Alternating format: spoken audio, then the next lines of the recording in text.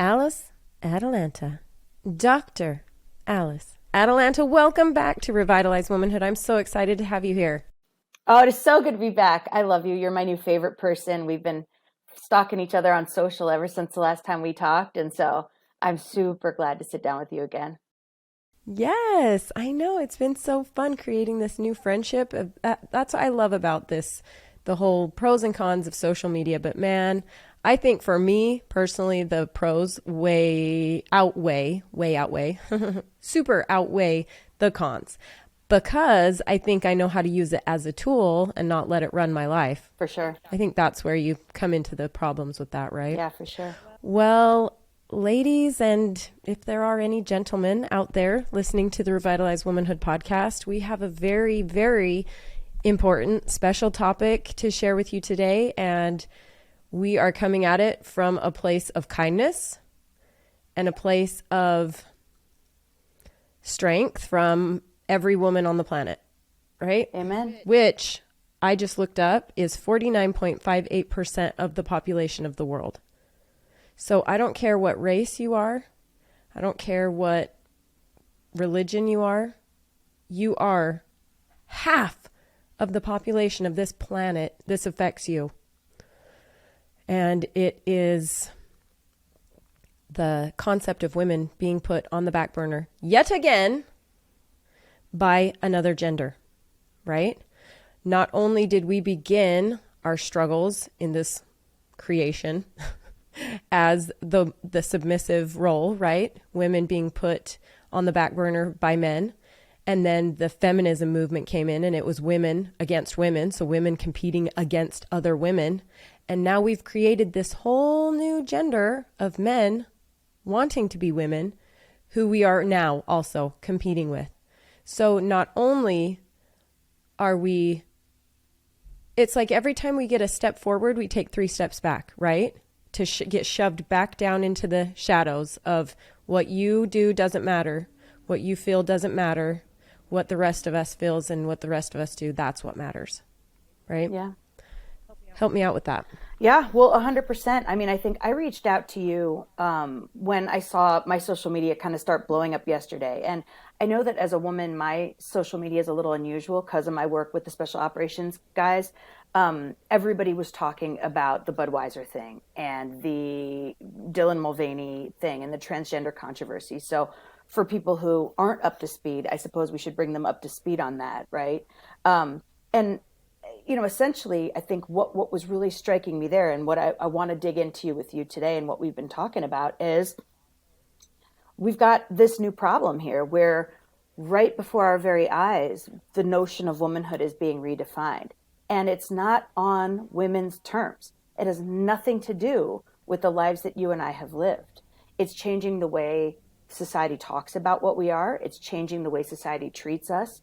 It's changing the way commercial entities market towards us. And all of that amounts to, as mothers, the world our daughters are growing up in and the next generation of young women, what they're being told about who they are and what they are. And in a very real way, the struggles and the real problems that come along with being a woman, which I hope we can get into today, starting to sweep those under the carpet and making it really simple for everybody to think that being a woman is just as simple as, hey, put on a dress, do some makeup, dance around, make a cute YouTube video, and celebrate your 365 days of being a girl. And suddenly, ta-da, you know, there you are. Yeah. You've struggled with us. You've been in the trenches with us. Yeah. Nope. Yeah. Right. Remind me, you said it so poignantly and so beautifully yesterday to me. I don't remember if it was on your story that you did it or if you just said it to me. And what was the situation when the African-American woman said, or it was a white woman So that came out? A white woman came out. That's right. This is the story. And I was taking some notes on it this morning. So Rachel Dolezal was the name. And she was a white woman who was identifying as a black woman and was actually heading up an NAACP chapter when somehow she was outed. I found an article this morning on NPR that I thought was really telling because the article was called, hold on, let me find it right here. Why Rachel Dolezal Can Never Be Black. That was the title of the article. And I pulled up a couple little bits of it. But this is the crazy part. So think about this, and just think about this in the terms of what we're talking about. So Rachel Dolezal would use self-tanner. She dreaded her hair. You can Google this person. She would wear African-inspired apparel. And when she was outed, she was completely ripped to shreds, as well she should be, in my opinion, personally, because there's no amount of clothing or makeup or name changes you can put on to own the pain and the strife and the struggle and the depth of the Black identity in the United States of America. You can't begin to approximate that.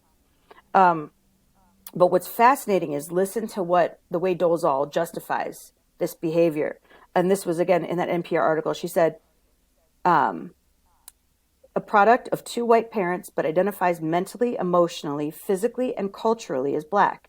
She said, I feel that I was born with the essential essence of who I am, whether it matches my anatomy and the complexion or not. I've never questioned being a girl or woman, for example, but whiteness has always felt foreign to me for as long as I can remember. I didn't choose to feel this way or be this way. I just am. What other choice is there than to be exactly what we are? Have we heard this rationale before? Who does that sound like? Now listen to what the critics of Rachel Dolezal, so those who are defending the Black identity, listen to what they're allowed to say and what the media allows them to say and the voice that they're given, the pedestal platform they're given. As they should. As they should be, 100%. And this author said, here's the thing. The woman formerly known as Dolezal is still a white lady with fussy hair and a bad tan trying to make fetch happen. Snatching two words from two separate African languages and claiming them as a reflection of her connection with her Blackness cannot and will not ever earn her the soul of Black folk. Mic drop. Yeah. Right? Mic drop. Right. I mean, yeah, absolutely. Right. They're right. Yeah. So the Black community has been allowed to speak out on this and draw the line in the sand. That's it. That's it. Done. And that's what the problem is. Yep. Is for us over here as women, we have not been allowed to draw the line in the sand. Right. And I think a big piece of it is, we look at the way as a female coach, right? And we talked about this in my last conversation with you, but the way girls grow up and are socialized, hey, we're kind, we share, we take turns, we are inclusive, we don't let someone be left out of the group, we bring her into the fold. And you know what? Good. That's part of our evolutionary biological heritage as women in tribal human societies, that we would support the community and sustain human life over generations. Love it. Women are the verbal ones. We're the relationship builders. Love it. That's super great. The problem is that in this case, our inherent tendency towards inclusiveness or our socialization towards inclusiveness has begun to work against our own self-interest, if that makes sense. People often ask me, what do I do? What did I study? And what does it have to do with what I do? And the answer is I studied a lot of philosophy. And I don't go deep into my geeky stuff unless I really have to reach into that toolkit. But this morning I was thinking about Aristotle's ethics, which was a big part of my study. And one thing that Aristotle would say is he said, in society, you have to find a balance between excessive self-interest and excessive altruism. Those are two polar opposites. So excessive self-interest is like, F you, I do what I want, don't care how you think or feel. But excessive altruism is just as toxic. Anything goes, everything goes, walk all over me. There has to be a middle line where we're allowed, like you said, to draw that line in the sand, stand our ground and say, enough, because you're erasing our identities in this particular moment in history with this total, I don't even know what to call it, just a utter celebration of this transgender identity that's ultimately a tiny statistical minority. Exactly. Yeah. Exactly. It's for how long have we had men, women, right? Mm-hmm. Two. How long has that been? Like since the beginning of time. I mean, who wants to get into that? Not me. That's not my place. But men and women, and now all of a sudden in our culture, in this society that we live in right now, it's like multiple. Why? All of a sudden we're like lizards and we grew new genitalia or whatever, No. Right. We want to, and we're being allowed to make these changes, and science is so advanced that it's allowing these changes to be made, right? Mm-hmm. Like when I don't know. I don't want to go back into that. So where I want this conversation is I had two things, and especially because you are a perfect person for this, because on one hand, you are a female athlete who has your own story to tell in this situation. And here we are a month ago pulling this Riley Gaines versus Leah Thomas stuff, and it's just raw again, because I did find an episode of Joe Rogan that was 5 years ago talking about this. 5 years ago, Candace Owens talking about this, whatever, right? And it's finally like 5 years ago. This has been, what's been going on in 5 years? Why is this, the line has not been drawn in the sand. We're being pushed around and told, women, what you have to say and what you think does not matter. Go back in your little box, right? We now have a third gender telling us we are not good enough, not pretty enough, not special enough, not smart enough, we're another third party telling us we're not enough. Yeah. Bullshit. Yeah. Like, I'm enough. Yeah. And I worked really hard for everything that I have that has come along with just like every woman, right? Every woman. Right. Yeah. And that's, I think, what initially set me off. So if I may, and I don't know if you're going to be able to hear it, I can pull it up on my phone. But Dylan Mulvaney, this trans influencer, who kind of kicked off the current controversy, has been celebrating, and I'm sorry, I'm going to do this and people are going to get mad at me, but if you don't respect me, I really don't feel the need to respect you. So if Dylan Mulvaney's a dude, period.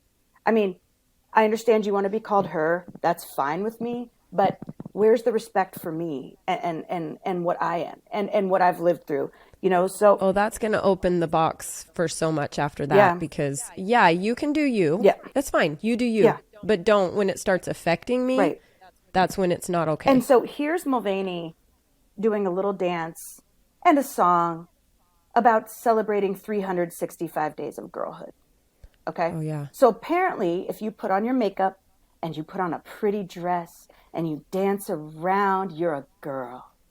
All right? Yeah. Let's not even get into all of the work that feminism has tried to do to break us out of that box, that aesthetic box, right? Of like, you're just the floofy dress and the dance and the song and dance. Like, forget all that. But now let's look at what this is telling us that womanhood is. Like, this is telling us that womanhood is just a pretty dress and a dance. This is Marilyn Monroe. This is 75 years ago. So we're now going back 75 years, right, to that. So all the work we've done, all the time I've spent sitting at the top of a half pipe trying to drop in with dudes, all the time that I've spent in the gym trying to earn respect and being punched in the face by dudes, all the time I've spent in academia trying to prove that I'm just as smart, if not smarter than a dude, all the time I've spent in my own family trying to prove that I'm just as competent and capable as my brothers, all the, let's lay that out there, right? Those pieces of female identity, number one, that we have to fight so hard for. Now, let's be blatant about the sides that men don't know shit about. Let's talk about bodies, periods, all the confusion, your pant size changing 3 sizes every month, your hormones doing shit that you'd prefer they not do, but that radically affect your mood and sometimes lead not great life decisions. Let's talk about the way we grow up sexually and how our bodies are so commodified that by the time we begin to have sexual contact with other people, we're usually used and in some way unceremoniously discarded. Pretty much every girl I know has a story that would qualify on some level as sexual assault, some type of sex against her will, some type of emotional manipulation to cause her to grant access to her body that's then revoked. I mean, we could go on and on. We can talk about, in college, having to try to get into a sorority where you're vetted for your wealth and your breeding and your status. And then the sororities march only in front of the doors of the frats where you're deemed even worthy of trying to get in. Because if you're not a Kappa Kappa Gamma, you can't go to a party at the hall, let's just say at UVA. But even then, you better look good when you get to the door because you're a commodity on a shelf for the men to pick and choose. And my issue with the little dance thing that celebrating 365 days of girlhood that Dylan Mulvaney put on has no concept of that. You have no concept of the history and the struggles and the problems. You know, you don't know what it was like to wake up the morning of that paddle race with a raging period, worried it's going to leak everywhere, cramps up the ass, and like still out there, I beat some dudes while I'm like running in a porta potty to change my tampon on the water. You don't know anything about that. So don't get out there in front of this media that's, we just know statistically that it's got to be male dominated. The people creating this content and putting it out there. Statistically, there are not more women than men generating this marketing content. And like, and cheapen the struggles and the experiences. And I didn't even delve into the motherhood side, right? How about you and me? Now we're trying to juggle kids and careers and households while we're trying to win. Oh, we're trying to look good. We're trying to maintain our commodified bodies. You know, we're budgeting to run a household while we're spending thousands of dollars a month on our physical appearance that men aren't. You know, don't talk to me as a 20-year-old person with a biologically male body who decides to put on a dress and sing a song. That's going to define now for me what I am. Go. And define to everybody else what a woman is. Yes, and to my daughter. It's for my son to look at and say, oh, that's a woman. Right. No. Right. That's not. Now I have to explain to him the difference. Right. That's more for me to do. Now I have to explain why that's different. Yeah. And it puts women back in the corner. It's a very sit down and shut up, know your place. You know, I've been told that I was out of line twice in my life, and it happened in the last couple of years. And it's so interesting because I was running this by a friend, a man actually, and I said, has anybody ever told you were out of line? And he's like, no, I've heard that phrase, but I don't really. And I was like, you see, the presupposition behind you're out of line is, Alice, you've crossed that line now. You know, you're out of control. Know your place. Sit down, shut up, and let the big boys handle this. Or what about, I have an opinion, and just because you don't like what my opinion is, it's different from what you think my opinion should be, calling me a bitch. Yeah. Or telling me that I'm some kind of outrageous being for not agreeing with the same thing you're saying. Yeah. Yeah. Like I'm not just another human being who has a differing opinion. No, you're a bitch. Yeah. You're out of line, right? Yeah. It's not. I know. So we go back to why I was pointing to these, because anybody that's watching this, I mean, I think you all know who I am. I am Revitalized Womanhood. I am trying to reclaim and restore womanhood to its rightful place. And what that means is back when women worked so hard. We just came out of Women in History Month. We just came out of this. We just came out of celebrating the women who back that far did some amazing things by standing together and saying we want to be paid the same as men, right? And that was a perfect example of a good women's movement, right? But then that women's movement turned into feminism, which put us backwards, because then instead of the women all working together, it was women judging other women. Before it was women that were stay-at-home moms, the June Cleavers, judging the working women, the women who had to go to work, who had no choice. They were judging them, shaming them, right? And then it flipped, and it was the women who were working girl, 1980s, corporate ladder climbing, judging the stay-at-home moms, saying, you're worthless. You should be out here showing these men what we can do, right? Shaming each other. And now I'm like, no, there is no shame on you, shame on you. It's what I want to do, I'm allowed to do. And what you want to do, you're allowed to do. And I support that. I see you, and I see the struggle that we've all been through. The commonality is womanhood. And now it is modern feminism, right? That's kind of the new term. This is modern feminism. I love June Cleaver. Love her. She was a celebrated lady, right? She had all the good advice. She had the best dresses. She had her pearl necklace on. She'd wait at the door for her husband lovingly with his martini. Right? She took care of her home. She had pride in herself. I am that. I love that. But guess what? I also love doing this. I love having a podcast. I love running a women's community. I was an emergency dispatcher for 6 years. I loved it. I loved everything, running my vacation rentals I had. I loved traveling around the world. I have all of it, right? Yeah. No one's telling me I can't. Right. But now we do have a new, is this going to be the next feminism movement? is these men telling us that this is what womanhood looks like, Right. putting on a dress for 365 days of the year, and that's womanhood. Right. Right. And I think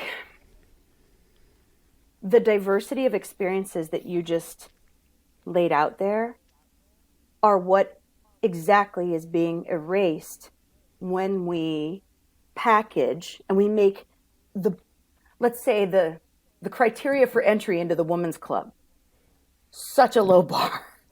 Like, hey man, all you have to do is put on a dress. You have a vagina? Get over here. Not even. It's like not even. Now it's a dress. Yeah, now it's just a dress. Check this out. Right. Just put on a dress. And like, by the way, those of you with bodies like ours, the wholeness and fullness of that experience in all of its blessings and curses, because I only talked about the downsides of being commodified, but let's talk about the immense power in female sexuality. The most powerful men in the world at their knees for women, right? You also have that. Mm-hmm.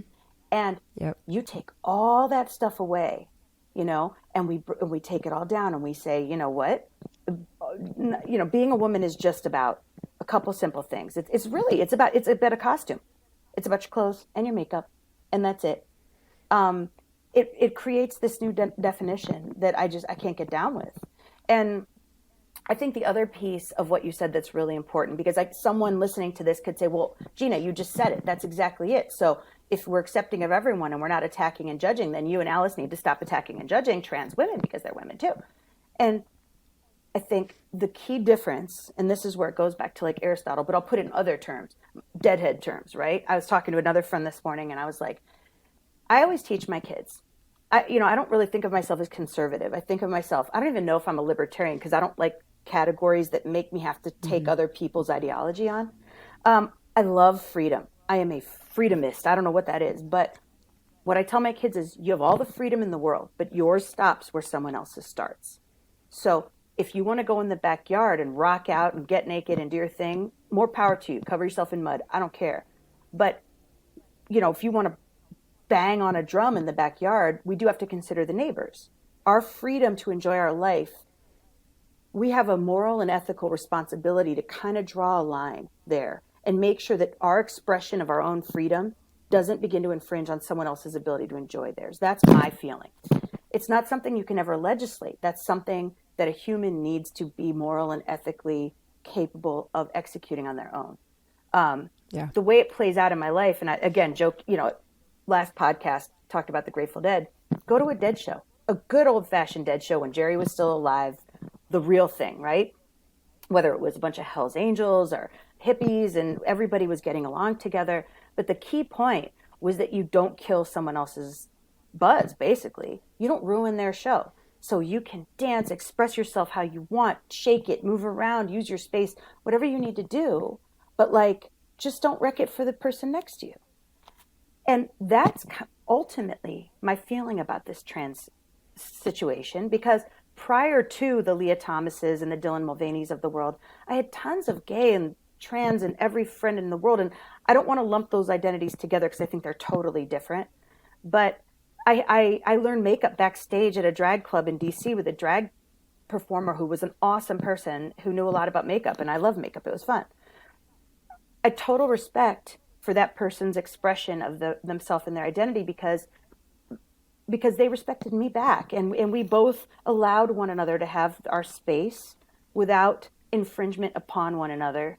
When I was backstage at that drag show, I didn't pretend that was my territory. That wasn't my turf. I was a guest and I was learning.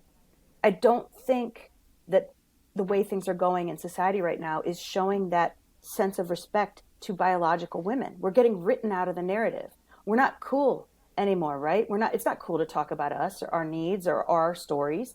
The cool thing is we're on this trans bender right now, and the narratives of women like you and me, which are messy and not always sexy, but are real, are getting written out of the narrative.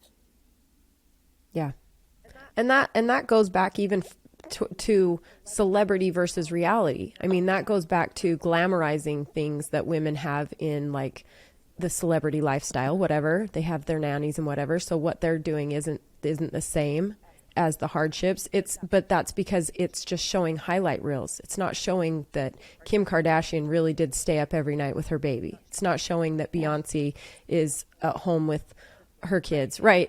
It's not showing it. It's glamorizing it. So what we're seeing in this media, this new everything, it's the same thing. It's glamorizing 365 days of being a woman. That's not the real story. That is the pushed narrative. Yes, you just gave me an epiphany. What? In the need to be inclusive. So in our quest for inclusiveness, we've altered the discussions of womanhood, right? Which means now we can't assume that having a baby is part of womanhood. We can't even assume having a vagina or reproductive cycle is part of womanhood. But for most of us, for the vast statistical majority of people who call themselves women on this planet, that is fundamentally like central and pivotal to what we are and our journeys. And you see, you mentioned celebrity moms, but it's true, like Beyonce, or I think of the documentary Pink just did on Netflix with her daughter coming in and out. And sometimes celebrity moms do let us into those struggles. Or I was looking at some field hockey stuff I was looking at online led me down the rabbit hole to see some Olympians. It was a series on female Olympian moms and talking about juggling motherhood and competing at the Olympic level, like at the same time, like nursing babies in the Olympic Village and stuff. Yes. Because we're trying to be inclusive, I can't talk about that anymore. I can't even call myself a woman anymore. There's a lot of people who want me to call myself a birthing person or a person who menstruates. They're taking, because they want to expand the verbiage to be inclusive of, let's say, women who have transitioned to a male identity but still have vaginas and periods, right? So How is every woman not pissed off about that? Because we're not allowed to be. That's what I Everybody's mean. How is scared every to. woman, everyone's scared. We're There it is speaking right out for there. them. How is every woman who burned their bras, fought for equality, this is fighting for equality. Yes. This is it. Yes. You're telling me that I'm not allowed to be a woman anymore. And how about this? We're being bullied by dudes again. Alice being bullied by dudes. Speaks for herself. I do not speak for Gina Trimmer. Gina's very kind. She's kinder than I am. I'm willing to take on the hate because I had a friend who's a SEAL tell me this morning, you've got the backing of the entire soft community behind you. If anyone tries to bully me, come at me, cancel me. You'll have like 8,000 SEALs and Green Berets trying to like destroy you because they agree with me. You know, I mean, at the end of the day, like, how is Dylan Mulvaney showing up on the, taking a marketing position those marketing dollars could be going to a biological female who's gone. That's just another dude stepping out in front and taking the job from a woman. It's a dude stepping. Those marketing dollars could be going to pay for children starving somewhere. Yeah. Could be going to make fresh water for some human being somewhere. How about the book by the female who just defected from North Korea, went to Columbia. She wrote this whole book, and I was looking at, she talks about how little money it would take to buy women out of sex slavery, North Korean refugees in China. But she said she's been to dinners with Nancy Pelosi, Bill Gates. They've flown her on flights that were like $200,000 to some special, oh my God, it was the Amazon guy, Jeff Bezos, on his plane and everything. She said she did it all to get access to these elite liberals and was like, can you help people like me and my mom? And they were like, yeah, this needs to be off the record because we have business dealings with China and we can't mess with that. Oh my God. Like they can't go on the record talking about helping North Korean, that sex trade. It's a real thing. Yeah. So people have special interests that are involved in these things, that are influencing this narrative. But it's trickling down to girls like the girls I coach, my daughter, that need a champion to stand up for them and say, just hold on a minute. Like, you don't get to erase their whole story. Another potentially controversial thing, but it's like people that, like Rachel Dolezal or people that would want to reduce the Black identity to a caricature, a white person who wants to act like a rapper in a video on a yacht or something like that. You could imagine how that person would be completely, rightfully destroyed in the media. If for nothing else, then distilling the Black identity to a caricature, like a cartoonish representation of the most stereotypical elements of that culture. That's exactly what people like Mulvaney are doing. It's specifically that one. Like, I'm not even as mad at Leah Thomas. I'm mad at Leah Thomas, but I'm really mad at Dylan Mulvaney. And I'm really mad. Yeah, because it makes it look like a cartoon character. Yeah. It makes womanhood a joke in a box pretty dress, dancing, show tunes. That's a woman. Right. And let's sing about it, because being a girl is so wonderful. There's no problems being a girl. It's so easy. It's like, are you fucking kidding me, dude? I mean, as I said in the initial, Instagram rant that I put about this, but as a writer who writes for very, very powerful and well-reputed men, how do you think it feels to write something every time I see it go viral and people are like, "Sir, you're a genius." And I just sit back and I'm like, good old Alice wrote that. Good old me. This cowgirl right here. Nobody knows. Little Alice wrote it. I loved it when you said that, because that would just chap my ass. It's my job. I couldn't do it. What I It's get your paid to job. do. It's your job. I love it. But I just, you would have to definitely bite your tongue. Or if I write stuff, I mean, it gets legs, but my stuff doesn't go as viral as it does if someone thinks that a man who wore a high-level Army uniform or Navy uniform wrote it. It doesn't. I want to take us back to, and this kind of skips around because I've got my notes that I went a one direction with this, but it goes back to what we were saying. It takes someone to give the rest of us permission to talk about it, right? And I know we've got people like Candace Owens and amazing voices out there that have been talking about this. What's the other one? Kendall in Kentucky. And I mean, there's so many. There's so many. I really do keep myself in a bubble. I truly have. I truly have lived a life in the way of, if it's not affecting me, okay, right? It is what it is. Yeah. With issues like, man, we're going to get real hot here, with issues like gun control, with issues like things like that, does start to affect me, right? Those things do start to affect me. So I do start to feel them. But as far as, luckily here in Southern Utah, we haven't felt these things as much as, like, say, the boys being able to be in the girls' bathrooms. Right. And this brought up the whole Leah Thomas thing with this Riley Gaines, and she talked about how the women in the Ivy League, so the Ivy League basically sent out a statement saying that these women in the women's locker rooms, right, were told that they were wrong for being uncomfortable by men's genitalia being in the women's locker room. These women who have, it's a women's locker room, right? Were told to shut their mouths, get over it, or if you can't get over it, here's ways that you can see counselors or go to these sites and be counseled so that you can get over it. Your problem isn't worth hearing. Yeah. You are now not seen, you're not heard, you're not loved. Again, women pushed in the very back, in the corner, right? And so it brought up, Riley Gaines said that the very first, finally, professional level athlete in the USA made a public stance, and it was Bethany Hamilton, the surfer, the one-armed surfer. Love her. She's beautiful. Love her. She finally made a public stance. Not she finally, I mean, she did it. She stood up and said, hey, I will not compete when there's other competitors like this. I won't. Yeah.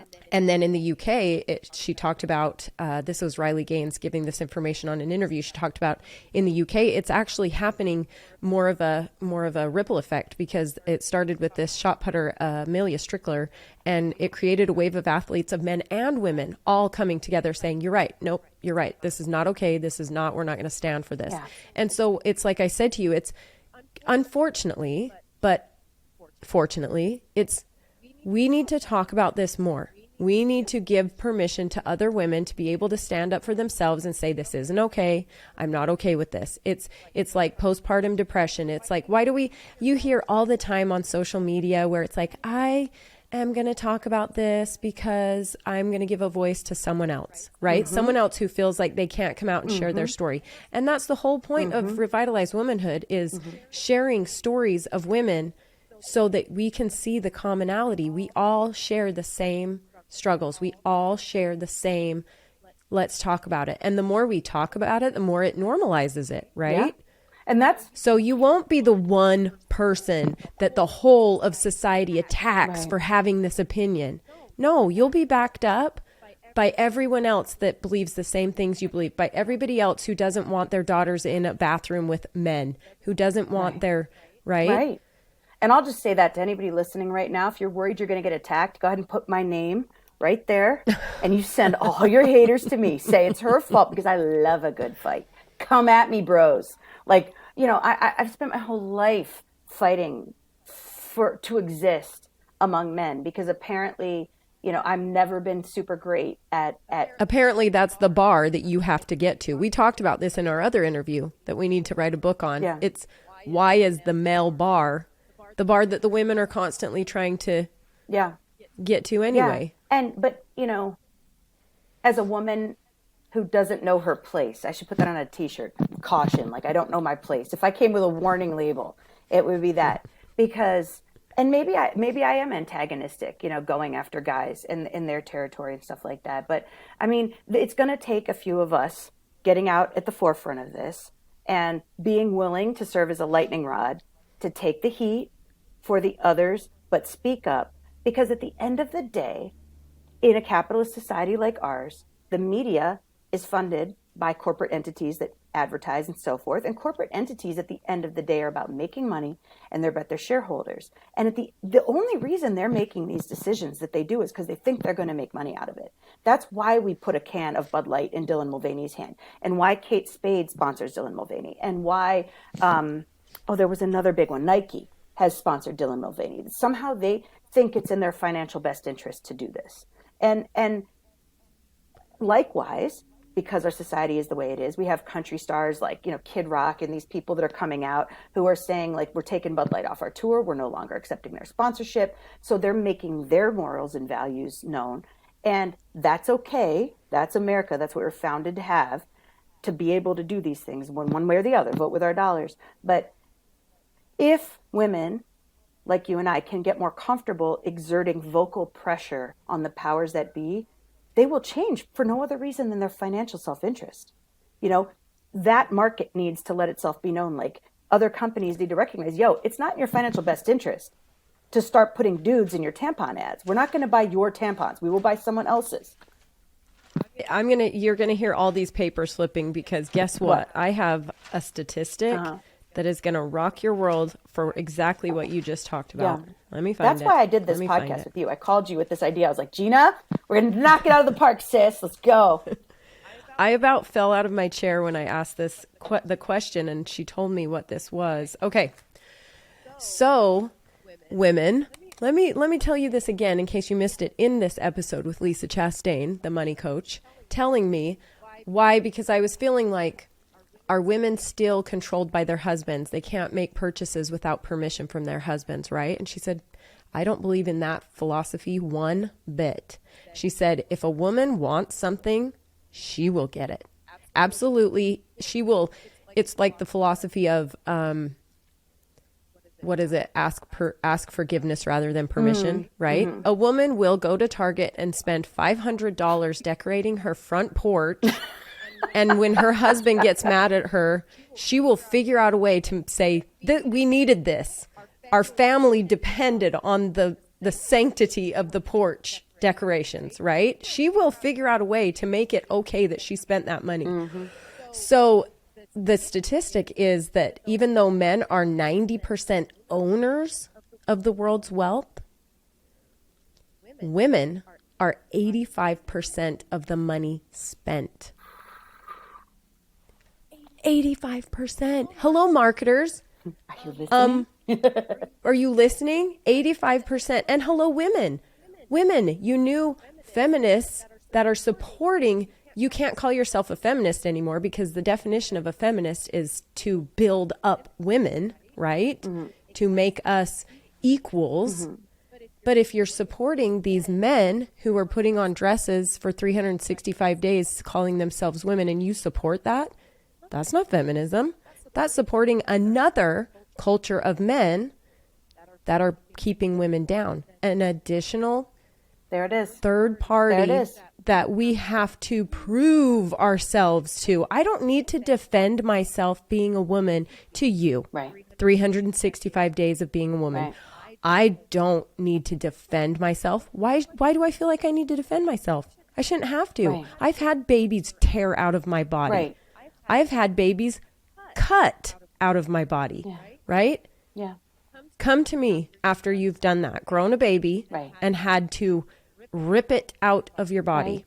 And we're not allowed to talk about that, right? No. Because now we've hurt the feelings of the self-proclaimed women out there who don't have uteruses. So now this is offensive. And it's like, you know, you lost me there because I was entranced with what you were saying, to be completely honest with you. I mean, I just was, because that's it. I mean, it was impassioned, and that's what we need. That's what we need more of, and that's what we need to be allowed to say and talk about. Well, and be allowed to say, it's like, okay, that's my opinion, right? That's the world via Gina Trimmer. Yeah. Right? I'm not saying the world via, Leah Thomas, fine. That's the world via you. Yeah. But damn right Riley Gaines gets to stand up and say bullshit, because 100%. that's her world and that's her right. Yeah.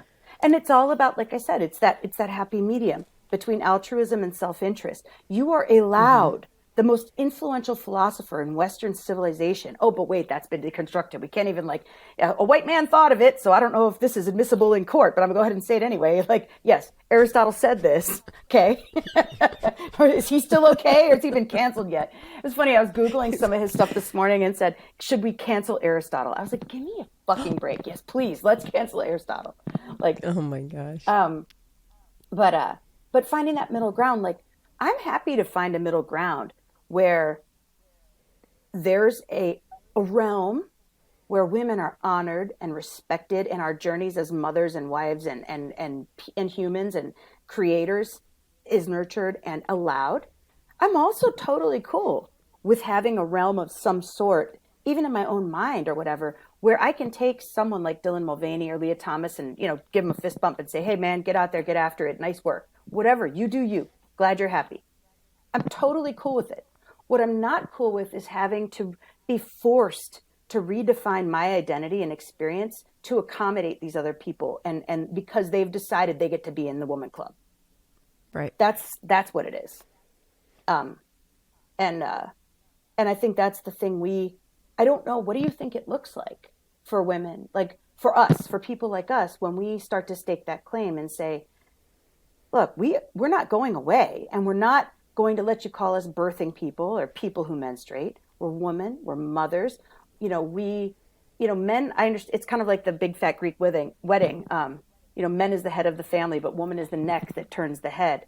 I mean, love it. At the end of the day, the biggest, strongest, most powerful, fierce men in the world love women. And I don't know why. It's fascinating to me how much they love the softness of a woman and everything. It's our femininity. They love it. Right? It's the yin and the yang. Yeah. It is the whole concept behind that, right? Yeah. Because even in wow, I'm really opening boxes here. Okay. In any relationship, in any, right, you see a feminine and a masculine. Yeah. You do. And maybe it's not as prominent as Jane and Tarzan, right?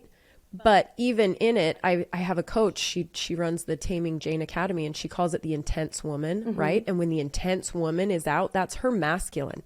That's her masculine. And that's when there's problems in your marriage, is because you're not letting your femininity out. You're not laughing. You're not nurturing. You're not loving, and right? Yeah. And that's the whole concept behind that, is just goes back to the simply said as yin and yang. And you see that in all relationships. I agree with you. And I think that yin and yang can even interplay.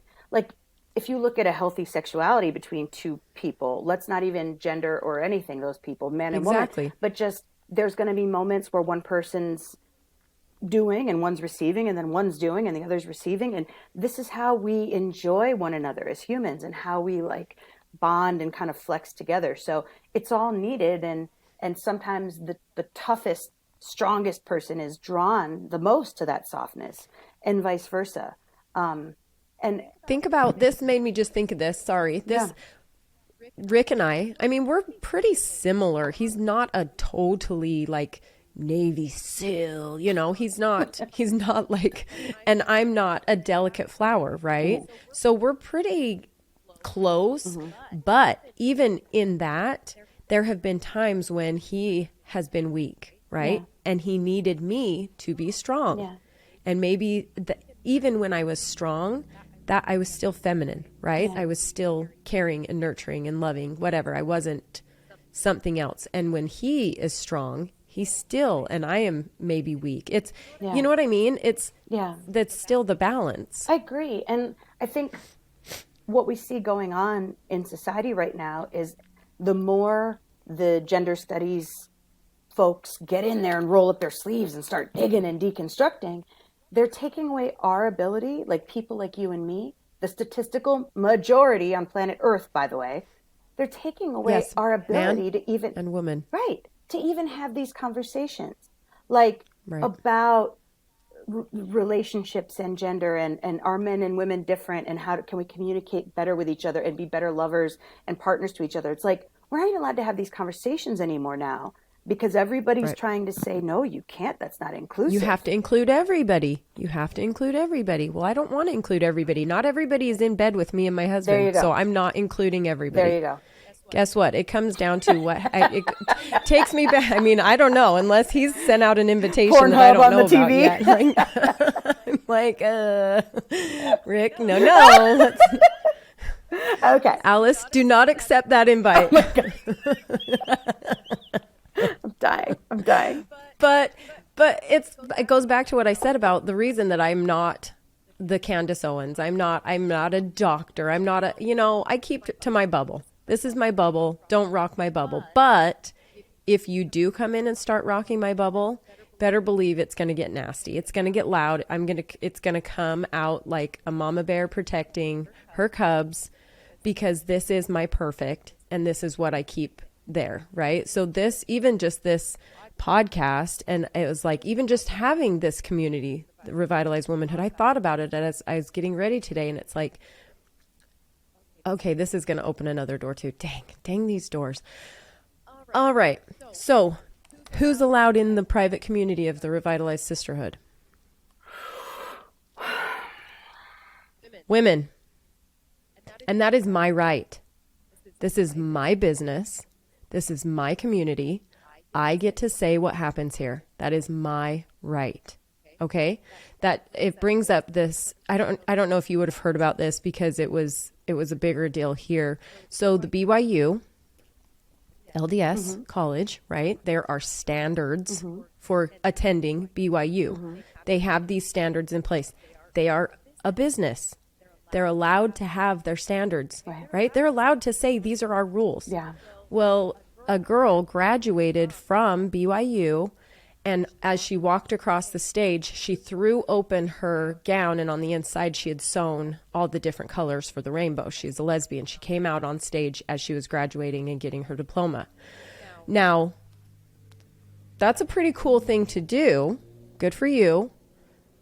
But they took away her degree, and I didn't get into it more to find out, but my first thought was, why would you want to go to BYU? Yeah. Why? You know what they are. You know what their rules are. You know what their standards are. And so for you to be there, you're hiding, you're making the choice to hide your identity. You're making the choice that for whatever reason you feel like you need to go to BYU. Oh my gosh, how many other colleges are there? Like amazing colleges. Right. I feel like, and not only that, most colleges are like raging. Right. They would have loved her. They would have supported it. But why did she? Is it because she just wanted to be? It wouldn't have been a spectacle. Right. But that's what I mean. It's like, why are they not allowed to have whether I believe in them or not, whether I believe in this or not, whether I believe in that or not, it's not me. It's not for me to say. Revitalized Womanhood is for me to say. Yeah. My husband owns his companies. It's for him to say what goes on in those companies, what goes on, what rules he sets, right? Yeah. That's America. And and you know what? And you brought up a great point. Like, it is for BYU to say. And my hat's off to the LDS community, because any place I've ever been in the country, my hometown, I was born in Kirtland, Ohio, which is a sacred land to them. The hub. They've held it down. They've held it together. Community feels good. You drive through Ogden, Utah after school, and there's families in the yard, and they're like playing ball and stuff. And you're like, wow, not everybody's on a screen. So my hat's off to them for what they're managing to hold together in the face of such an onslaught of assault on family values.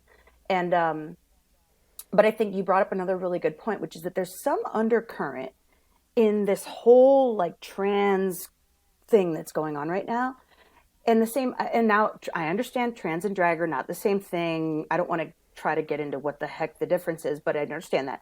But there's a desire in both of those two communities right now, I think, to really like go out there and shock people. It's not enough anymore to have your business that you do in your home with your family to be enough.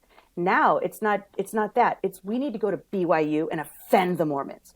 We need to recently there's a Unitarian church place out in Geauga County, Ohio, where I'm from, which is very old school community, right? It's good old boys, America. I mean, you drive one more town over, it's Amish country. So they decided to host a drag story hour and parade, which is awesome, fine, except there's no drag performers in Geauga County, Ohio. So you had to go somewhere to get those people. You brought them out there to set a fire. You know, you're endangering children, you're endangering families in a very close-knit community that is heavily armed, by the way, also not a super great thing. Like the police from Chesterland, Ohio came out and announced, this was like a week ago, that they recommended, based on chatter they'd seen, to cancel this event. The church opted not to, and apparently it did go off without incident.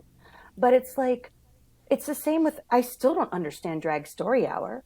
I don't understand the desire to put certain things in people's faces and say, deal with me, I'm different than you, deal with me. Like I've never had a problem. I came from a family, my great uncle and aunt were in Hollywood in the 40s and 50s, where all their friends were gay back when actors had to be closeted and stuff. I mean, this was never something that I was grown up to be a bigot against. It's not about that. It's about like shoving it down your throat. And why? Because I don't do that to people, you know, and I'm not even saying that, I'm not even recommending that now. Like, I'm not even saying that men with boys' bodies shouldn't have the right to dress like women and dance around on the internet if they want to. That's fine.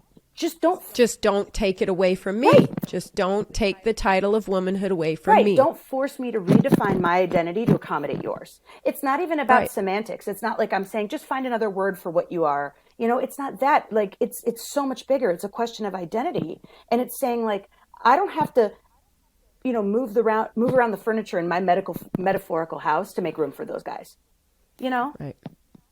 Right. Well, that's my friend's son. There was a incident he's in Arizona, and he would not choose pronouns in the school. He's like, I don't need to. Why would I? I don't need to choose a pronoun. And he got a letter. She actually posted a picture of him holding the letter that said he was expelled until he would conform.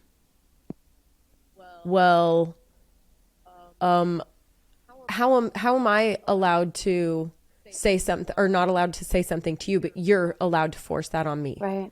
It's not fair. It's just not fair. Goes back to the very beginning of everything we talked about, and it's putting women, the whole point of it is women now are not only battling men, battling other women, we are now battling this third party for the right to speak and feel and be seen, heard, loved as a woman. Yeah. We don't have that right anymore. Yeah. And, you know, you brought up my experience as a fighter competing against a transgender athlete. And one thing that's interesting about that is I actually don't know where the transition was. I don't know if I fought someone biologically male who had a female first name but still a male body, or if it was a female undergoing hormonal transition, because this person had sort of physical markers of both, and it's a complicated situation and probably somewhat delicate situation. But what I do know, and what I wrote about when I wrote about this, and to make this very clear, that my issue with that was not about me saying I'm weaker and I need someone equally weak to compete against. No, I welcome the opportunity to compete against men. And as I said when I wrote that article, I had just that week seen a female Olympic boxer knock down for the count, a professional male WB something champion with a body shot. She hit him so hard. She dropped him to the canvas. So, and I know, what I'm trying to say is I know plenty of women who can physically own more than half of their competition among men. But it's about redefining these lines, moving these lines around so that a woman can't get a fair fight now. You know, that boxing match for me was about testing myself and knowing what I'm capable of. It was about testing my training. And I trained really hard for a very long time to be prepared for that match. And I wanted to see fair and square where I stacked up. But when I'm competing against someone that's just the same reason we have bans on performance enhancing drugs, testosterone would fall under those. That's why it's banned in NCAA or whatever competition. You know, if you have a female body, you start taking that stuff, you're out. You can't compete against women anymore. This shouldn't be that complicated. And you know, what's ironic is that fight, I've gone on to see that athlete TKO and knock out other biological females that I would say are more skilled boxers than I am. I was the only one they didn't knock out or TKO. I went the distance, but I wasn't boxing anymore. It was like a feral response. I was screaming and swinging and like just wrestling. Like it was a brutal beating on both ends. And when it was over, it really shifted my focus away from the sport of boxing, which made me feel like a fight with handicaps, you know, gloves at handicap, to fighting combatives. And now I'm interested in weapons. And when I teach self-defense to women, what I'm really looking at are skills that women can use as a force multiplier to kind of level the playing field. So if a larger man or someone with a biological advantage decides to have their way with you, how can you make that the worst day of their life? This whole conversation somehow infiltrated my life as a female athlete when all I did was show up to compete, just like other people do. And biological men don't really even know what that feels like. Like there's nobody out there that could come, some cyborg, you know, a bear? Like males are already at the physical top of the human race. And so what if I give them that? You know what I mean? I'll give you guys that win because you didn't earn it. You were just born that way. Suck it. Like when I beat you, I earned it. So watch out because I'm coming for you. You know, like that's yeah. Yeah, they were created to be the protect, provide, preside, right? Protect, to protect. Yeah. They were created that way. Mm-hmm. So yeah, what you're saying, absolutely, I get it. There's something in there that I want to really talk about, but I don't know how to communicate it well. How you had to shift your thoughts now instead of just like what you said, it changed you. That fight changed you. Mm-hmm. It wasn't just a fight anymore for competition for this match. Mm-hmm.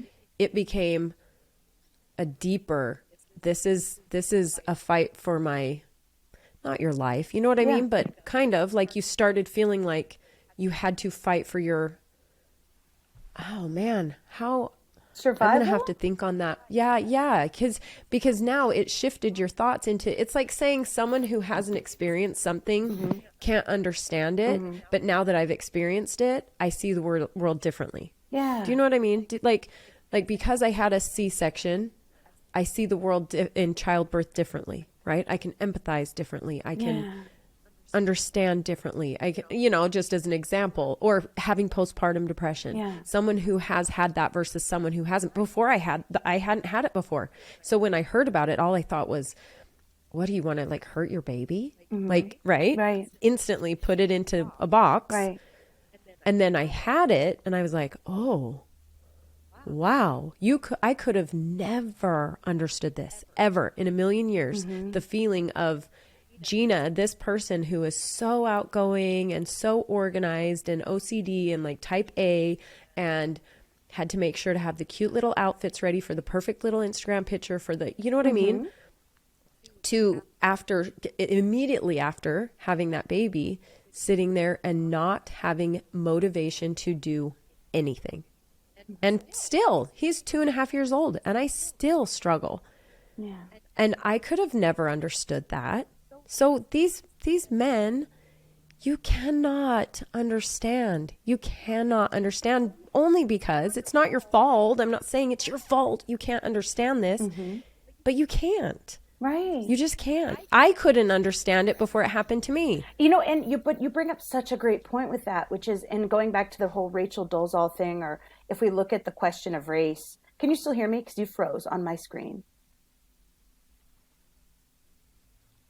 Sorry, lost you for a minute. Are we still back? Good? Yeah. Yep, go ahead. So if you look at how in the past, when these conflicts have arisen in the racial field, there's usually some type of a thing where whoever's perceived as the offender, the racist, has to come sit down with leaders from the community that's been offended. And they have like a summit, like, here, let these Black leaders teach you about what it's really like to be African American, what the struggles of the Black community have been like.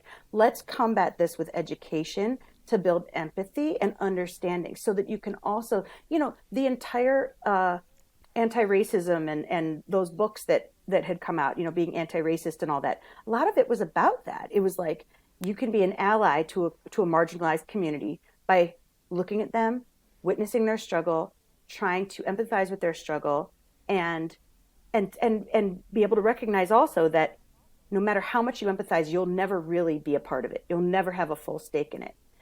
Right. We are being asked to offer that grace and extend that grace to the transgender community. However, the transgender community is not being asked to extend that grace back to biological women. We don't count.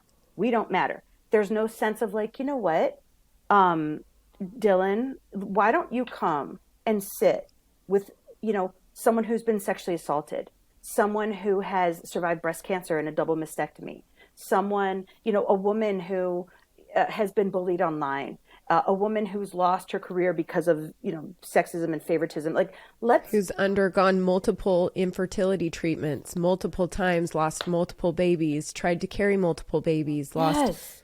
Yes. There is a lot here. Someone who has their period every month and becomes almost dead has to get blood transfusions because they have that type where it just happens that way every month. And it's like, where's that panel of that side of womanhood that we can talk about? I mean, there's so much. Like, one thing that even came to my mind when I was thinking about periods and just taboos, things women never talk about, and I was like, I'm going to say them all. Like hooping during childbirth, I don't know. But like the one that hit me is like, guys or people in male bodies really don't know what it's like that your body does this weird thing every month that kind of grosses out your partner. Like, that kind of grosses out yourself. Yeah. But you also know that your partner will find you gross for a little while. That sucks. They don't know what that feels like. Like, it's weird, but they don't know. I remember when I was pregnant even thinking like, wow, it's nice to not have periods. And also, I know what it feels like to be a man now, because even pregnant, I was less hormonal than I am normally. I was like more stable. I wasn't having these like ups and downs. They have no idea. Well, what about the men that won't even watch their wives give birth? Right. And she has to go through that the alone. Ones that feel like, she has to go on. And maybe, I'm not saying that guy's a bad guy, but maybe he's so nervous that he'll be traumatized from it. If something is so traumatizing to a man, a poopy diaper is traumatizing to some men.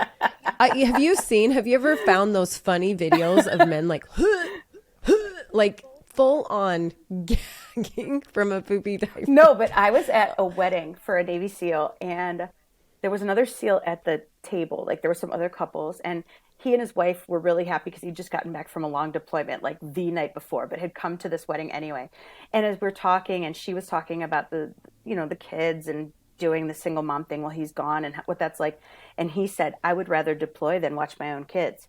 And they had a story about him coming home from deployment and her being gone for like overnight for a business trip. And she came home, and one of the kids had like tried to make Kool-Aid or something and spilled it all up and down the hall, and then tried to wipe it up, and like the whole floor was sticky. And then like she came home to this mess, and these kids are screaming, and like Mr. SEAL Team 6 is in the kitchen like, I can't do it. I'm so glad you're home. Like, all I'm saying is that men and women were created to do different things. God bless him. I know he has a very hard job, but I loved that couple because I loved how he respected what she did too. Yeah. Absolutely. My husband and I are going through this because when I started this 6 months ago, on 7 months ago, he said, I'll be the stay-at-home dad, right? And he used to say, I will run circles around you. Watch, I'm going to be the best stay-at-home dad. And I'm like, Spoken like a so dude. what? Yeah, exactly. I'm going to run circles around you. And I was like, and they do. They have really cute things that they do and stuff. But still, it's the things that don't matter to men that matter to women, and it's so different still. So yeah, I get it. We complement each other so well, and I love that. I think it's a beautiful dance that we have together. Yeah. And I would never want it any other way. Agreed. And I think that's a nice wrap up for everything, is to say, Yeah. I don't want to have to rewrite our definitions and our narratives to erase that Yeah. beautiful dance, as you put it, between men and women, and our relationships and our families and our children, and how awesome it is when we respect each other's roles and love. We learn to fully embody what we were created to be, and enjoy the fullness of life's experience when a man is being manly and you're being womanly, and there are children, and that sense of abundance. When you cook a meal and he comes home from a hard day, and there's this sense of joy and peace and like holiness in the house, that why do we have to erase that? We've changed the story, that those words and definitions have all been rendered so problematic that we can't even describe that anymore without sounding What like about extremists. What about, we just came out of Women History Month. Okay, who are the forces that be that created Women's History Month, right? I mean, I know it was the president and he put it into effect, but who's the forces that create what the topic is each year? Okay, because the topic this year was the women who tell our stories. Can you imagine going back to Eleanor Roosevelt? Can you imagine going back to, who was one of the main, oh my gosh, they had them all highlighted and they were just beautiful women, beautiful names, right? Can you imagine going back to these women and saying, no, you're not a woman. You're not going to be considered a woman anymore. So these stories of womanhood don't matter. And that's what we're doing in society right now. We're telling everybody who's come before us, your story doesn't matter. Your definition of womanhood doesn't matter. Your story of struggle and strife or happiness and beauty of being a woman no longer matters. Let's just go burn the books. Yeah. Just go burn it down, right? Yeah. And that Because it doesn't matter anymore. Yeah, because you don't own your story. Someone else out there has decided to redefine what you are and your experience. And now you're in this club of birthing people and people who menstruate. Yeah. And your story doesn't fit what this story fit. does. You're not you're not including anybody else. Yeah, or worse. So now we can't teach these in any public place. We can't teach about, these women who fought and struggled or have these stories because it doesn't include these people. Right. Like, or how about this? You're a wife and a mom and you love it. Your story counts least of all. No one wants to hear your story.